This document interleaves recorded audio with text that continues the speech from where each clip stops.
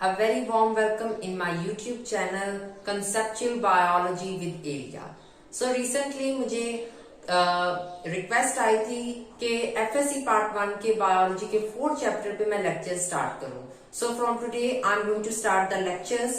So our today's topic is cell membrane. So let us talk about cell membrane.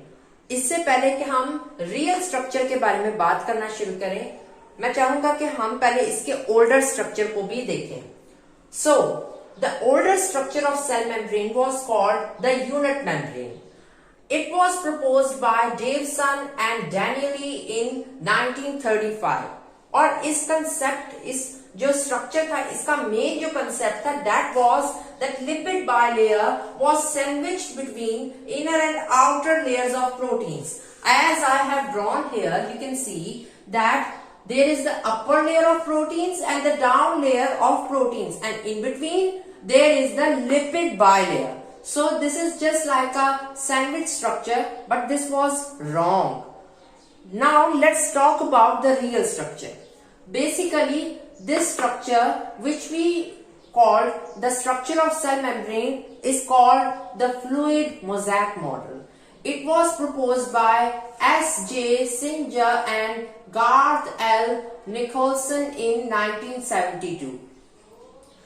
Basically, this structure is like this, that proteins are embedded in the lipid bilayer.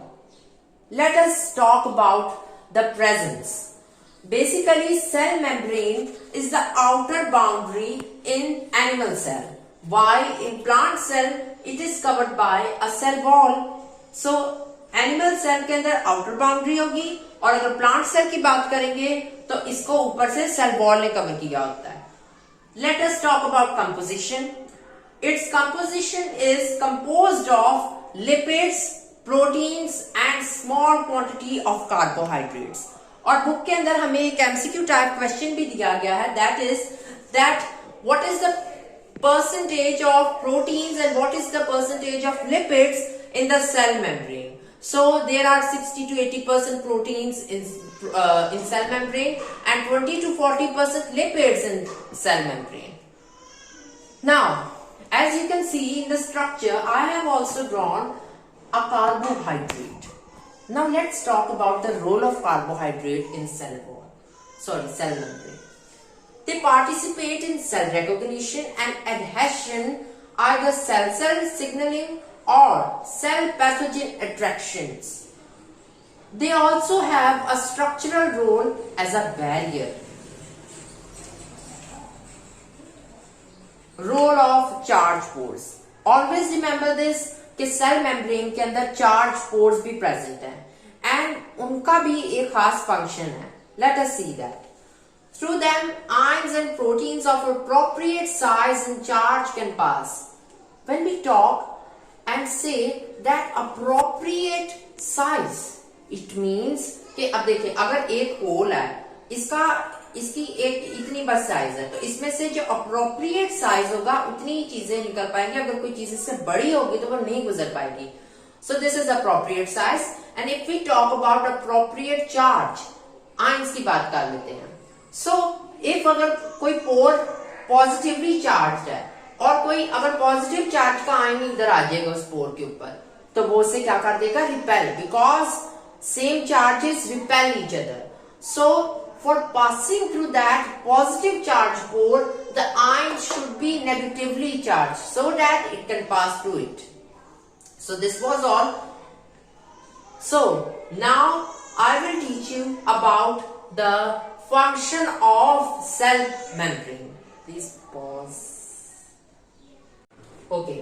When we talk about the function of cell membrane, its most vital function is transport of materials. So basically, cell membrane is involved in the transport of materials in and out of the cell. It allows only a few materials and ions to pass through it. That's why it is called selectively or differentially permeable membrane. Guys, this is a frequently asked short question which often comes in the board examination. So remember this thing, that it allows only a few materials and ions to pass through it. That's why it is called selectively or differentially permeable membrane. Substances which are lipid soluble pass through it more easily. Now let's focus on this point.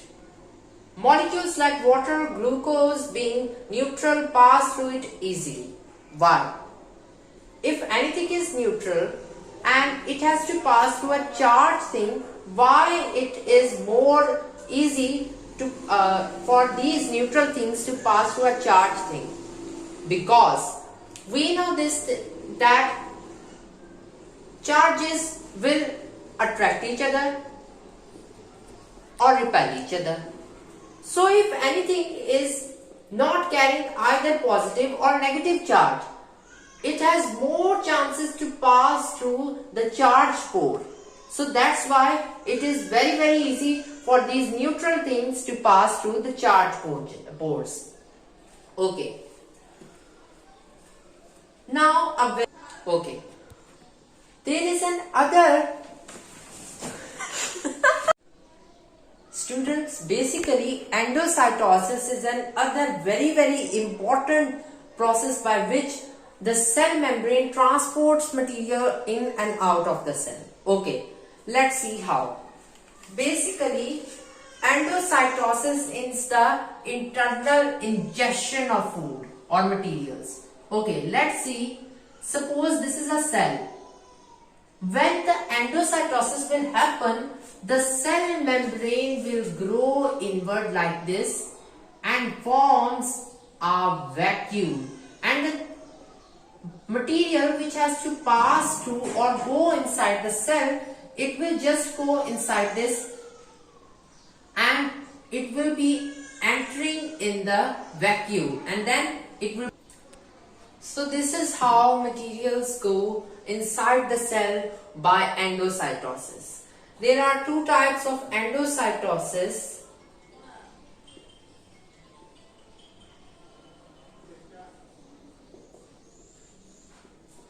Phagocytosis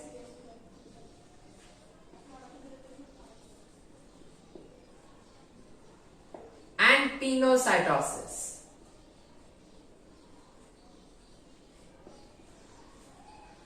Phagocytosis is basically the ingestion of solid materials and pinocytosis is the ingestion of liquid materials.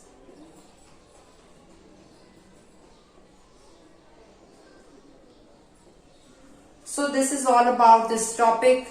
I have taught you a lot about this cell membrane and the knowledge which I know about this topic. So thank you very much for watching this video. If you like this video, please like, comment and share this video. Also subscribe my channel and don't forget to hit the bell icon so that you get my latest updates. Okay, thank you.